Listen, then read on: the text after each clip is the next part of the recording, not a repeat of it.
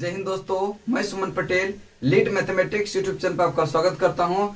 Polity का हम लोग लुसेंट का जो डिस्कशन करवा रहे थे, अभी तक 12 कंप्लीट वीडियो दे चुके हैं। जो भी पिछले वीडियो नहीं देखे हैं उसका प्लेलिस्ट में जाकर सारा वीडियो बना हुआ है, आप वहां से सीरियली वाइज देखिए, ठीक है। उसमें सारा कंटेंट मिल जाएगा आपको। लुसेंट का जितना भी है वो सारा वीडियो हम दे चुके हैं, ठीक है। और यह आपका पॉलिटी का 13वां वीडियो होगा, ठीक है। 13वां वीडियो में हम लोग पढ़ेंगे क्षेत्रीय परिषद। क्षेत्रीय परिषद, उसके पहले कुछ इंपॉर्टेंट बात बता देना चाहते हैं। देखिए, जो भी दरोगा और बीपीएससी का तैयारी करते हैं और वह पटना में रह रहे हैं, अगर आपको करंट पढ़ना है, देखिए करंट अफेयर का स्पेशल बैच ये 6 बजे से, ठीक है, 6 बजे से 7 बजे, ठीक है, 7 AM में डेली होता है, ठीक है। 6 से 7 में डेली करंट, और एक रिवीजन बैच है दरोगा स्पेशल और बीपीएससी स्पेशल के लिए लुसेंट का, ठीक है। रिवीजन बैच है जिसका टाइम है आपका 7 से 8, ठीक है, 7 से 8। इसमें जो आपका पॉलिटी चल रहा है, ठीक है। अगर आप लोग ज्वाइन करना चाहते हैं तो ये लुसेंट का बैच है, ये करंट का है, दोनों में आप ज्वाइन कर सकते हैं। और मेरा पता है किसान कोल्ड स्टोर कैंपस, ठीक है, किसान कोल्ड स्टोर कैंपस पटना 8,06,000, ठीक है, जो कि साईं मंदिर के पास है। तो आप अगर दरोगा की तैयारी करना चाहते हैं, चूंकि देखिए करंट अफेयर से लगभग आपका 25 क्वेश्चन आएगा, 25 से 30 क्वेश्चन। बीपीएससी में भी देंगे तो उसमें 35 क्वेश्चन रहेगा। तो करंट आपके लिए बहुत ही इंपॉर्टेंट रोल अदा करेगा रिजल्ट बनाने में, ठीक है। इसीलिए से करंट का बैच जरूर करें। अगर नहीं हो पा रहा है खुद से तो यह करंट का बैच आप लोग जरूर ज्वाइन करें। चलिए चलते हैं आज हम लोग क्षेत्रीय परिषद पर, ठीक है। क्षेत्रीय परिषद, क्षेत्रीय परिषद देखते हैं क्या है, ठीक है। क्षेत्रीय परिषद, क्षेत्रीय परिषद देखिए, क्षेत्रीय परिषद देखिए, सबसे पहले देखेंगे मेन पॉइंट को हम लोग डिस्कस करेंगे। क्षेत्रीय परिषद का गठन जो है यह किसके द्वारा किया जाता है। तो क्षेत्रीय परिषद का गठन देखिए, यहां लिखेंगे गठन जो होता है इसका, यह राष्ट्रपति करता है। कौन करता है? राष्ट्रपति, ठीक है। गठन जो है कौन करता है? राष्ट्रपति। और इसका अध्यक्ष, ठीक है, अध्यक्ष जो है, अध्यक्ष होता है कौन? गृह मंत्री। कौन होता है? गृह मंत्री। अध्यक्ष होता है गृह मंत्री। अगर गृह मंत्री उपस्थित नहीं है तो यह देखिए क्या हो सकता है, यह जो है राष्ट्रपति द्वारा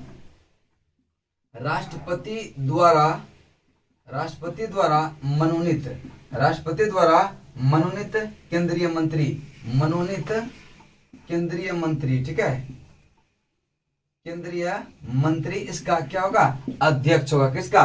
क्षेत्रीय परिषद। क्षेत्रीय परिषद का गठन राष्ट्रपति के द्वारा किया जाता है और अध्यक्ष इसका गृह मंत्री होगा, या फिर राष्ट्रपति द्वारा मनोनीत केंद्रीय मंत्री इसका अध्यक्ष होता है। किसका? या क्षेत्रीय परिषद का। अब देखिए इसका उपाध्यक्ष कौन होगा, ठीक है, उपाध्यक्ष।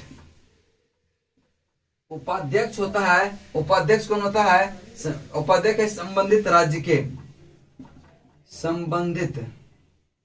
संबंधित राज्य के राज्यपाल, ठीक है, राज्य के मुख्यमंत्री होता है, ठीक है। कौन होता है? मुख्यमंत्री, सॉरी मुख्यमंत्री। क्या होता है? मुख्यमंत्री, ठीक है। संबंधित राज्य के मुख्यमंत्री, जो कि प्रतिवर्ष क्या होता है? बदलते रहता है, ठीक है।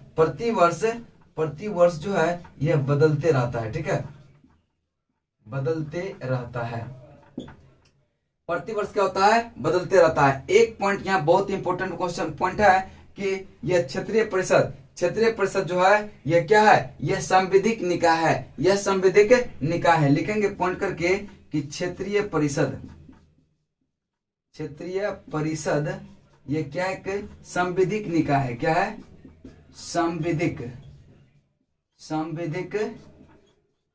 निकाय है, ठीक है, संविधिक निकाय है। अब देखिए कह रहा है कि यहाँ 2-3 पॉइंट याद रखना आपको कि गठन जो है, ये इसका गठन, क्षेत्रीय परिषद का गठन किसके द्वारा किया जाता है? तो राष्ट्रपति के द्वारा। किसके द्वारा? राष्ट्रपति के, ठीक है, राष्ट्रपति के द्वारा इसका गठन किया जाता है। और अध्यक्ष जो होता है इसका गृह मंत्री होगा, या फिर राष्ट्रपति द्वारा मनोनीत केंद्रीय मंत्री जो होता है इसका अध्यक्ष होता है, ठीक है। और अगर उपाध्यक्ष की बात करें, यह संबंधित राज्य के मुख्यमंत्री, जो कि प्रत्येक वर्ष क्या होता है? बदलते रहता है। प्रत्येक वर्ष क्या होता है? बदलते रहता है। क्षेत्रीय परिषद यह प्रतिवर्ष क्या होता है, यह क्षेत्रीय परिषद क्या होता है, एक संवैधानिक निकाय होता है। क्या होता है, संवैधानिक निकाय। यह संवैधानिक निकाय नहीं है, जो कि इसका संविधान में वर्णन नहीं है। इसको जो है समिति बनाकर इसको गठित किया गया है, इसीलिए से क्या होता है, वह संवैधानिक निकाय होता है। क्या होता है, संवैधानिक निकाय। इसका जो है संविधान में कहीं भी चर्चा नहीं है, लेकिन इसको समिति बनाकर जो है क्षेत्रीय परिषद का गठन राष्ट्रपति के द्वारा किया जाता है। किसके द्वारा, राष्ट्रपति के। अब देखेंगे कि क्षेत्रीय परिषद कितने हैं, टोटल क्षेत्रीय परिषद कितने हैं, इसको हम लोग देखते हैं। ठीक है, कितने हैं और कौन कौन सा है, इसका मुख्यालय कहाँ है, सारा को हम लोग देखते हैं। ठीक है,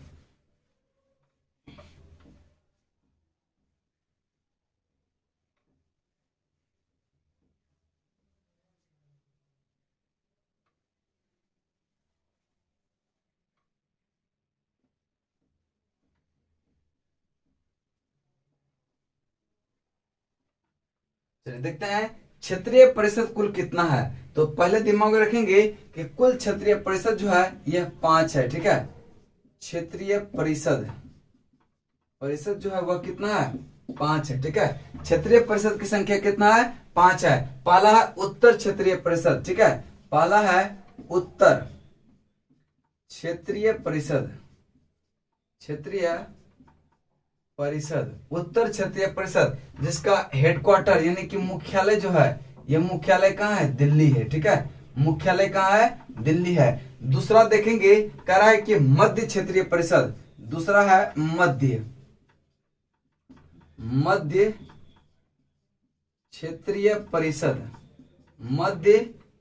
परिषद, जिसका हेडक्वार्टर कहाँ है, जिसका हेडक्वार्टर आपका इलाहाबाद में पड़ता है, इलाहाबाद। ठीक है, इलाहाबाद। ठीक है, और तीसरा आपका पूर्वी क्षेत्रीय परिषद। ठीक है, पूर्वी क्षेत्रीय परिषद। ठीक है, पूर्वी क्षेत्रीय परिषद का इसका हेडक्वार्टर देखेंगे कहाँ है, इसका हेडक्वार्टर कोलकाता में। कहाँ है, कोलकाता। ठीक है, कोलकाता में। ठीक है, और चौथा नंबर पॉइंट पे देखेंगे कौन सा है, चौथा है पश्चिमी क्षेत्रीय परिषद। पश्चिमी क्षेत्रीय परिषद, जिसका मुख्यालय जो है यह मुंबई में है, मुंबई में। और एक है पांचवा दक्षिण क्षेत्रीय परिषद। ठीक है, दक्षिण क्षेत्रीय परिषद, जिसका हेडक्वार्टर जो है यह कहाँ पे है, चेन्नई में। ठीक है, चेन्नई में। इतना आपको दिमाग में रखना है कि कुल क्षेत्रीय परिषद की संख्या पूछे कि कितना है, तो यह 5 है। कितना है, 5। पहला है उत्तर क्षेत्रीय परिषद। उत्तर क्षेत्रीय परिषद का हेडक्वार्टर जो है कहाँ पे है, नई दिल्ली। उत्तर क्षेत्रीय परिषद का हेडक्वार्टर है, आपका मुख्यालय है नई दिल्ली। उसके बाद है मध्य क्षेत्रीय परिषद। ठीक है, मध्य क्षेत्रीय परिषद का हेडक्वार्टर कहाँ है, इलाहाबाद में। कहाँ पे, इलाहाबाद। ठीक है, पूर्वी क्षेत्रीय परिषद का यह मुख्यालय कहाँ पे है, यह आपका कोलकाता में है। कहाँ पे, कोलकाता।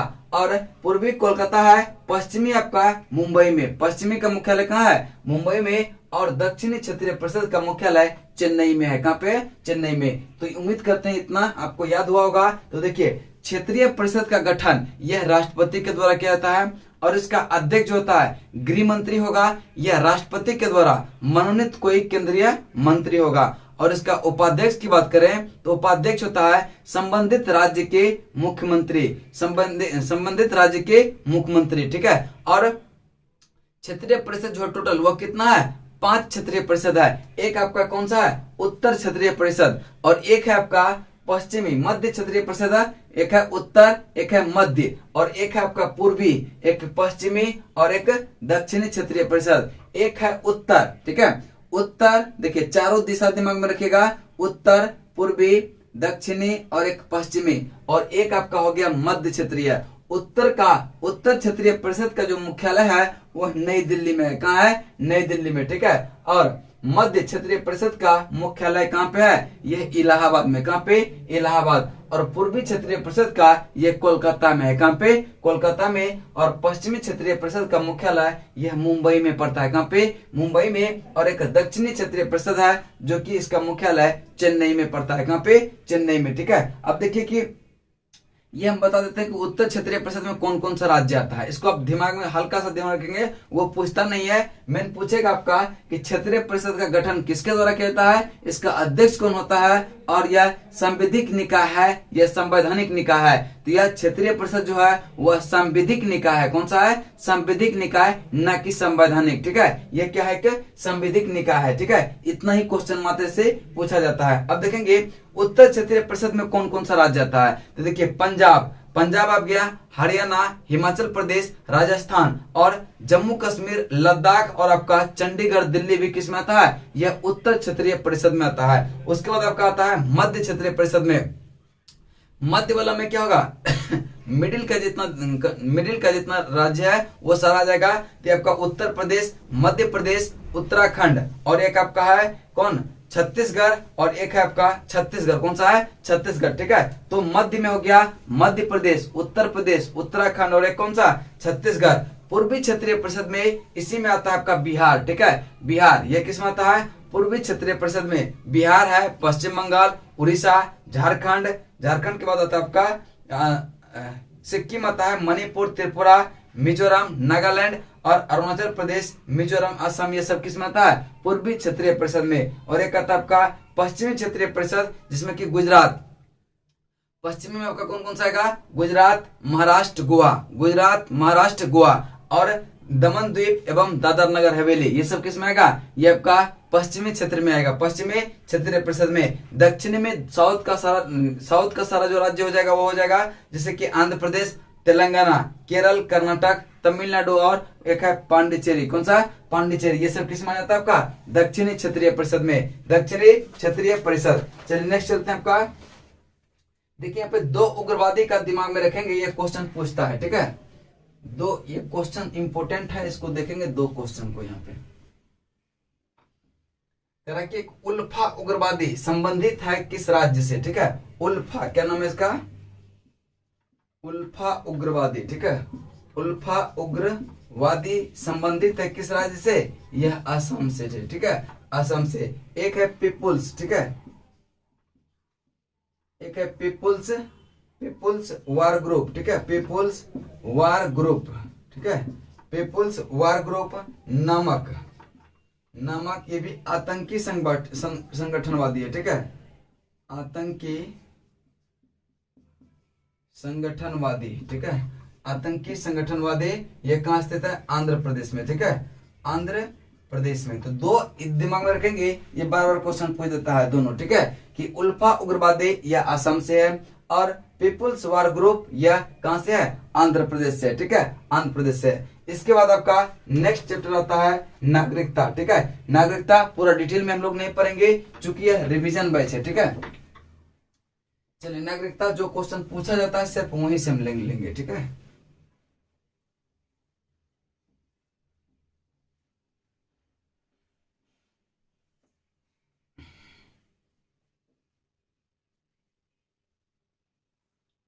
अब देखेंगे नागरिकता। ठीक है, भारत में भारतीय नागरिकता।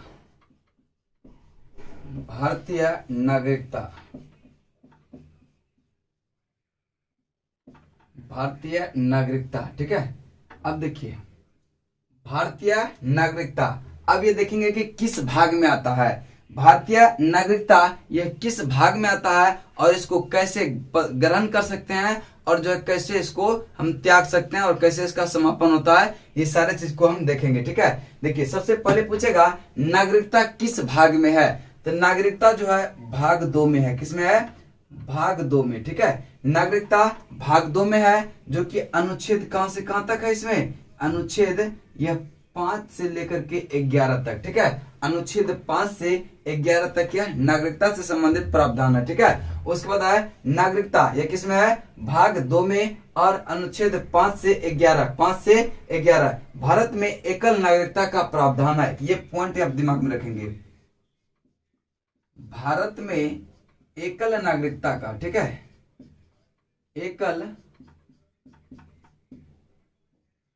एकल नागरिकता का प्रावधान है, ठीक है, प्रावधान है। भारत में जो है एकल नागरिकता का प्रावधान है। नागरिकता संशोधन विधेयक, ठीक है, नागरिकता संशोधन, ठीक है, नागरिकता अधिनियम पारित किया गया था पहली बार कब? नागरिकता अधिनियम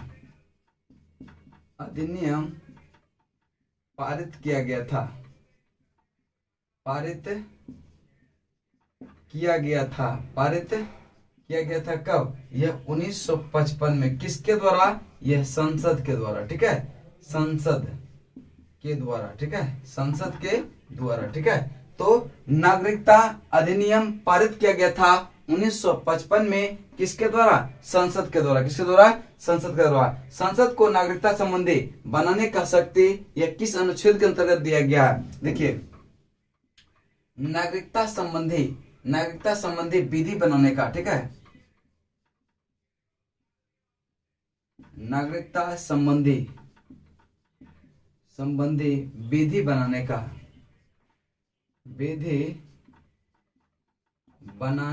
ठीक है, नागरिकता संबंधी विधि बनाने का अधिकार, ठीक है, विधि बनाने का अधिकार यह किसके पास होता है? ठीक है, यह किसके पास होता है? यह संसद के पास। किसके पास? संसद के पास। और यह किस अनुच्छेद में किया गया है? अनुच्छेद 11 में, ठीक है, अनुच्छेद 11 में। तो देखिए, इतना पॉइंट बहुत इंपॉर्टेंट है।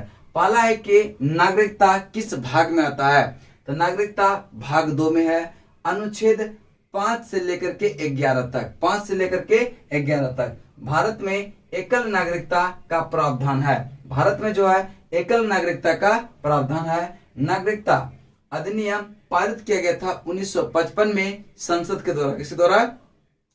संसद के द्वारा। नागरिकता संबंधी जो विधि बनाने का अधिकार प्राप्त है वह भारतीय संसद को है। और यह प्राधिकार किस अनुच्छेद के तहत दिया गया है? अनुच्छेद 11 के तहत। अनुच्छेद 11 के तहत। अब देखेंगे कि भारत में जो एकल नागरिकता का प्रावधान है यह कहां से लिया गया है। यह आप जानते होंगे कि भारत में एकल नागरिकता का प्रावधान यह ब्रिटेन के संविधान से लिया गया है। कहां से? ब्रिटेन के संविधान से। अब देखते हैं कि नागरिकता यह कितने प्रकार से प्राप्त किया जाता है। नागरिकता कितने प्रकार से प्राप्त किया जाता है, ठीक है।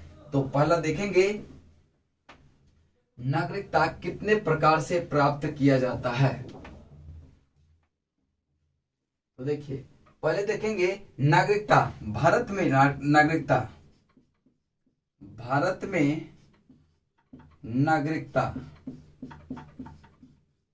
नागरिकता 5 प्रकार से, ठीक है, 5 प्रकार से प्राप्त किया जाता है।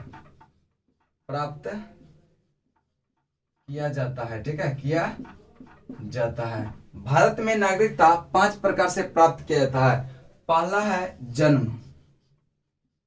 जन्म, जिसको कहते हैं इंग्लिश में बाय बर्थ, ठीक है, बाय बर्थ, ठीक है। दूसरा है आपका, दूसरा क्या है? वंश परंपरागत, ठीक है, वंश परंपरागत। तीसरा है आपका वंश परंपरागत, ठीक है। तीसरा है देशीकरण। क्या है? देशीकरण। और चौथा पॉइंट है आपका, चौथा क्या है आपका? पंजीकरण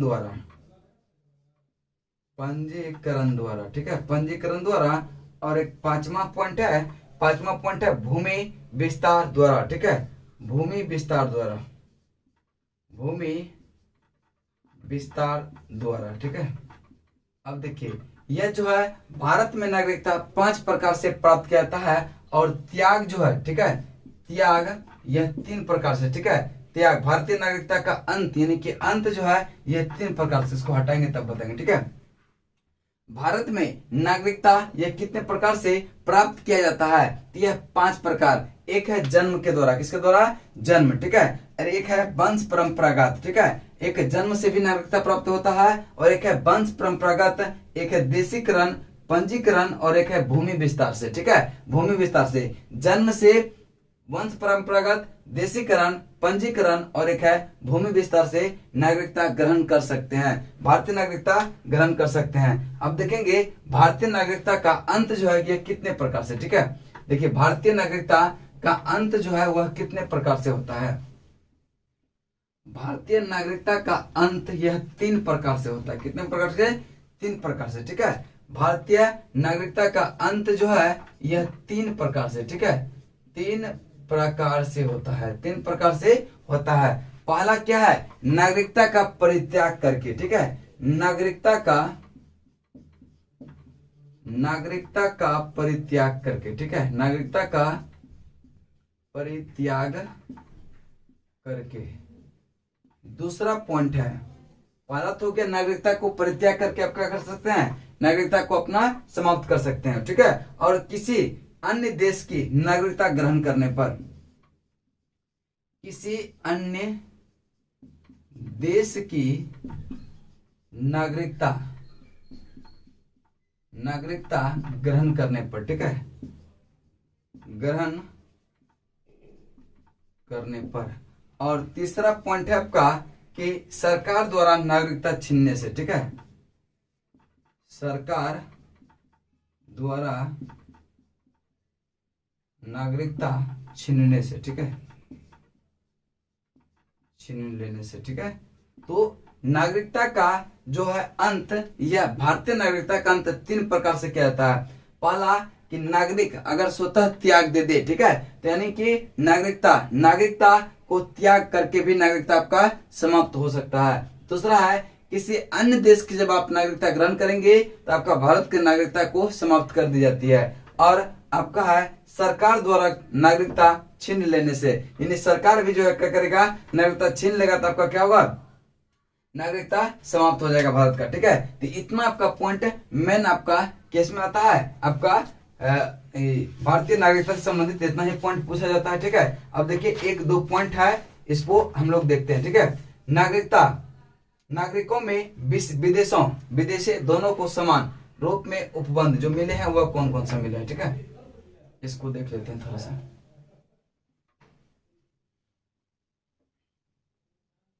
एक दो पॉइंट है, ये पूछा जाता है बार बार, इसको आप ध्यान में रखेंगे, ठीक है। तो पहला हेडिंग डालेंगे नागरिकों एवं विदेशियों, यानी कि भारतीय नागरिकों, ठीक है, भारतीय नागरिकों, यहाँ लिखेंगे कि भारतीय नागरिक एवं, ठीक है, भारतीय नागरिक एवं, ठीक है, भारतीय नागरिक एवं विदेशी दोनों को समान स्वरूप उपलब्ध है, समान स्वरूप का उपबंध, ठीक है। अब देखिए पहला पॉइंट क्या है, विधि के समक्ष समता, यह अनुच्छेद 14 में जो है, पहला में है विधि के समक्ष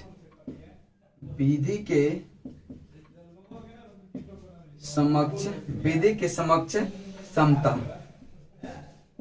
विधि के समक्ष समता, ये किस अनुच्छेद में है, अनुच्छेद 14 में, जो कि आपका भारतीय नागरिक और विदेशी नागरिक दोनों को क्या है, समान स्वरूप इस पर मिलता है। दूसरा पॉइंट है कि अपराध के लिए दोष सिद्धि के संबंध में संरक्षण, ठीक है, अपराध के लिए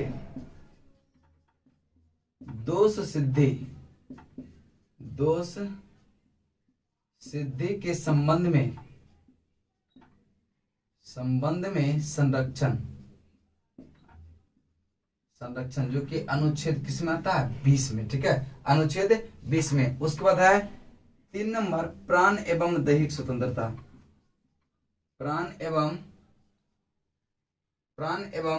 दैहिक स्वतंत्रता, ठीक है, दैहिक स्वतंत्रता, ठीक है, प्राण एवं दैहिक स्वतंत्रता, जो कि अनुच्छेद किस में आता है, 21 में। चौथा नंबर पॉइंट दिमाग में रखेंगे कि शिक्षा का अधिकार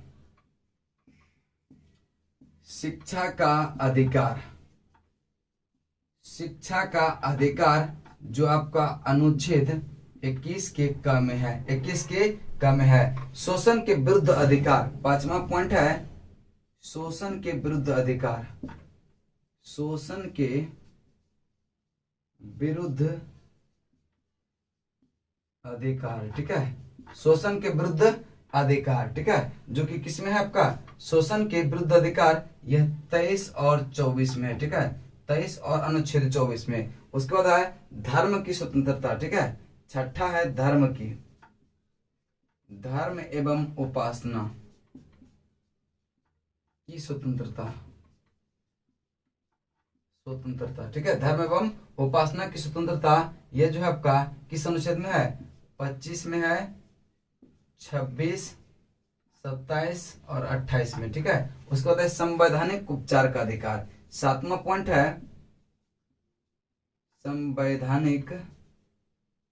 संवैधानिक उपचार का अधिकार, उपचारों का अधिकार, ठीक है,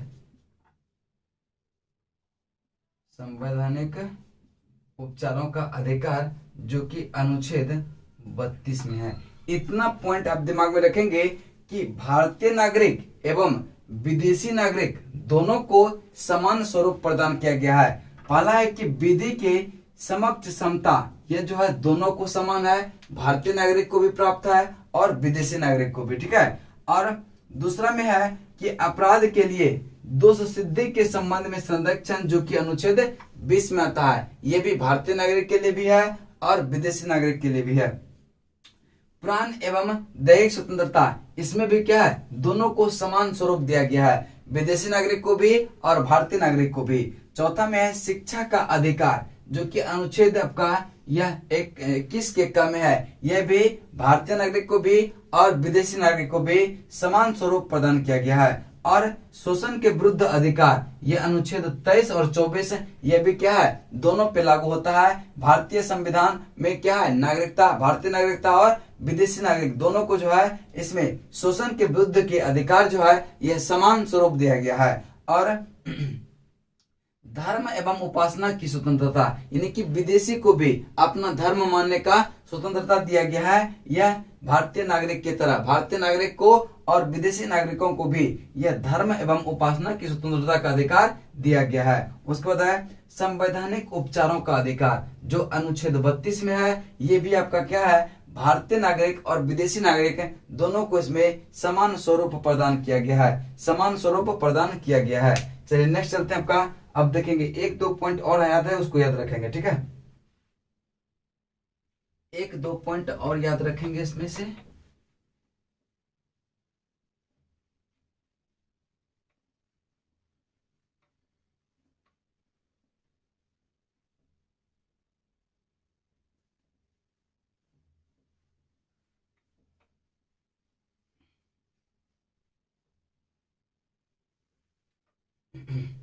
चलिए कह रहा है कि बंधुआ मजदूर अधिनियम, यह संसद में कब पारित हुआ था। देखिए बंधुआ मजदूर अधिनियम, ठीक है, बंधुआ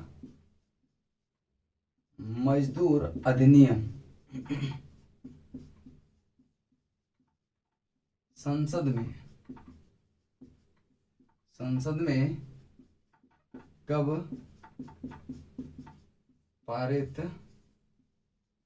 हुआ था, यह 1976 में। दिमाग में रखेंगे कि बंधुआ मजदूर अधिनियम यह कब पारित हुआ था, तो यह 1976 में, 1976 में, ठीक है। अधिकार बिना कर्तव्य, एक पॉइंट यहां पे रखेंगे कि अधिकार बिना कर्तव्य, अधिकार बिना कर्तव्य, ठीक है, अधिकार बिना